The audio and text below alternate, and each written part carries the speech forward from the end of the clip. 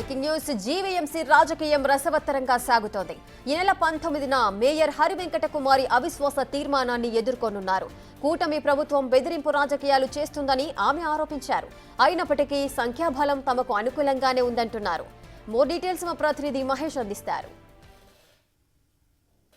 ఈ నెల 19వ తారీఖున జీవీఎంసీ మేయర్పై అవిశ్వాసం ఓటింగ్ జరుగుతున్న నేపథ్యంలో మనతో మాట్లాడేందుకు మేయర్ ఉన్నారు.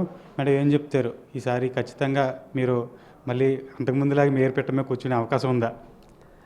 తప్పకుండా సంఖ్యాబలం మాకు అనుకూలంగా ఉంది. తప్పకుండా మళ్ళా మేయర్గా కొనసాగుతానని నాకు పూర్తి విశ్వాసం అయితే ఉంది. అంటే వైసీపీ గుర్తు మీద 58 మంది గెలిచారు. తర్వాత కూటమి ప్రభుత్వం దాంట్లోకి కొంతమంది వెళ్ళిపోయిన పరిస్థితి. ఇప్పుడు సంఖ్యాబలం కాస్త తక్కువే ఉంది. ఖచ్చితంగా మేమే గెలుస్తామని కూటమి నేతలు అయితే చెప్తున్న పరిస్థితి. 58 మంది కార్పొరేటర్స్ వైఎస్ఆర్సీపీ జెండా మీద బీఫామ్ మీద గెలిచారు. కానీ కూటమి ప్రభుత్వం వచ్చిన తర్వాత టీడీపీ, జనసేన, బీజేపీ పార్టీలు వచ్చిన తర్వాత వాళ్ళు పెట్టిన ప్రలోభాలు, వాళ్ళు పెట్టిన భయభ్రాంతుల వలన చాలామంది కార్పొరేటర్స్ అటువైపు కూటమి ప్రభుత్వం వైపు వెళ్ళిపోవడం నిజమే. కానీ అయినప్పటికీ కూడా మేము ఈ అవిశ్వాసంలో మేము నెగ్గుతామని మా నమ్మకం. అయితే 4 ఏళ్లలో వైసీపీ పాలనలో ఏదైతే మేయర్గా మీరు పాలించారో సరైన అభివృద్ధి నగరంలో జరగలేదు. ఈ ఒక ఏడాది అయినా చివరి ఏడాది అయినా సరే ఖచ్చితంగా అభివృద్ధి చేయాలనే ఉద్దేశంతోనే అవిశ్వాస తీర్మానం పెట్టామని చెప్పి కూటమి నేతలు చెప్తున్నారు. దీని మీద ఏం చెప్తారు? అదంతా వాళ్ళు నా మీద అలా చెప్పారు. కానీ నిజంగా చెప్పాలంటే గత 4 సంవత్సరముల నుంచి ఇప్పటి వరకు అయితే ప్రతి వార్డ్ని పార్టీలకు అతీతంగా అన్ని వార్డ్స్కి సమాన ప్రయారిటీ ఇస్తూ వాళ్ళకి కావాల్సిన నిధులు కేటాయిస్తూ ఆ వార్డ్స్ని డెవలప్మెంట్ చేయడము నిజము. కావాలంటే మీరు చూస్తూనే ఉన్నారు. మనకి ఒకప్పుడైతే 72 వార్డ్స్ ఉండేవి. గ్రేటర్ విశాఖ మున్సిపల్ కార్పొరేషన్ వచ్చిన తర్వాత 98 వార్డ్స్. అందులో కూడా విలీన ప్రాంతాలు కూడా ఇందులో కలవడం జరిగాయి. విలీన ప్రాంతాలకి ఎంత డబ్బులు వెచ్చించినా కూడా, ఎన్ని నిధులు వెచ్చించినా కూడా డెవలప్మెంట్ అవ్వదు. అలాంటి వార్డ్స్కి కూడా అధిక ప్రయారిటీ ఇస్తూ వాళ్ళకి అధిక నిధులు కేటాయిస్తూ అన్ని వార్డ్స్ని కూడా డెవలప్మెంట్ చేశాము. మీరే చూడండి, గతంలో అయితే మీరు ఈ సింహాచలం అడవివరం నుంచి గోసాల నుంచి అడవివరం వరకు ఉన్న రోడ్డు ఎన్నో పార్టీలు వచ్చి అసలు ఎవరు కూడా ఏం చేయలేదు.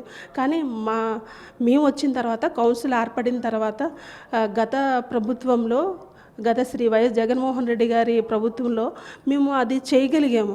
అంతేకాదు ఇక్కడ జగదంబ నుంచి ఓల్డ్ పోస్ట్ ఆఫీస్ వరకు కూడా రోడ్డుని వైండనింగ్ చేసాము. ప్రజలకి సౌకర్యంగా ఇవ్వడం జరిగింది. ఇవన్నీ మేము చేసాము. దాంతోపాటుగా అన్ని వార్డులను కూడా డెవలప్మెంట్ చేసాం. వాళ్ళు కూటమి నేతలు వాళ్ళు ఏదో లబ్ధి పొందాలని ఆరోపణలు చేస్తున్నారు. కానీ ప్రతి వార్డుకి కూడా మేము అధిక నిధులు కేటాయించి డెవలప్మెంట్ కార్యక్రమాలు అయితే చేయడం జరిగింది. అంటే మీరు యాదవ్ కమ్యూనిటీకి చెందిన మహిళ చిన్న స్థాయి నుంచి ఒకసారి మీద పెద్ద స్థాయికి వచ్చారు. సో ఇది కూటమి నేతలు ఏమైనా మిమ్మల్ని దించాలని కుట్రలో భాగంగా ఉందా? మీకు కొంతమంది వైసీపీకి సంబంధించిన వాళ్ళు కూడా వాటితో చేతులు కలిపిన వాళ్ళ పార్టీలో జాయిన్ అయిన పరిస్థితి ఉందిగా, దీని మీద ఏం చెప్తారు? ఒక బీసీ సామాజిక వర్గానికి చెందిన ఒక యాదవ్ కమ్యూనిటీకి చెందిన మహిళకు అవకాశం కల్పించారు అప్పటి ముఖ్యమంత్రి శ్రీ వైఎస్ జగన్మోహన్ రెడ్డి గారు.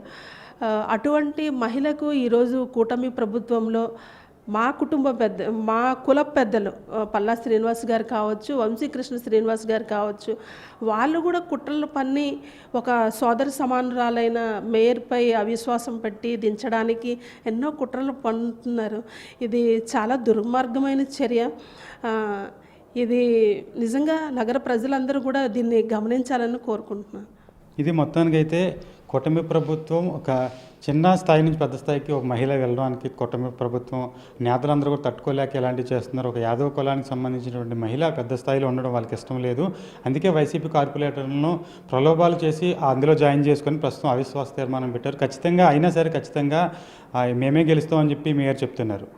కెమెరామ్యాన్ రాముతో మహేష్, బిగ్ టీవీ, విశాఖపట్నం నుంచి.